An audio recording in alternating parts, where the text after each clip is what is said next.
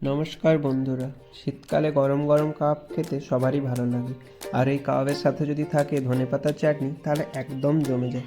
তো চলুন দেখে নেওয়া যাক এই ধনেপাতার চাটনি কীভাবে বানাতে হয়। তো প্রথমে কিছুটা ধনেপাতা বাটা নিয়ে তাতে একে একে চিনি, পরিমাণ মতো বিট লবণ, জিরে গুঁড়ো, ধনে গুঁড়ো আর তেঁতুলের পাল্প দিয়ে সেটাকে গ্যাসে 5 মিনিটের জন্য ফুটিয়ে নিতে হবে।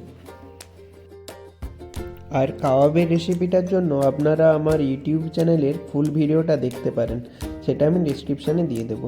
তো এইভাবে ধনেপাতার চাটনিটা বেশ কিছুক্ষণ ফুটে উঠলেই আমাদের তেঁতুল আর ধনেপাতার চাটনিটা রেডি হয়ে যাবে। তো এর সাথে আরেকটা ধনেপাতার চাটনি বানিয়েছিলাম, সেটা হলো টক দই দিয়ে।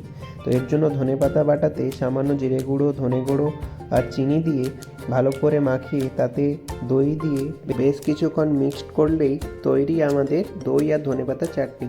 তো আপনারাও এভাবে দুই ধরনের চাটনি বানিয়ে খেতে পারেন, খুবই ভালো লাগে খেতে।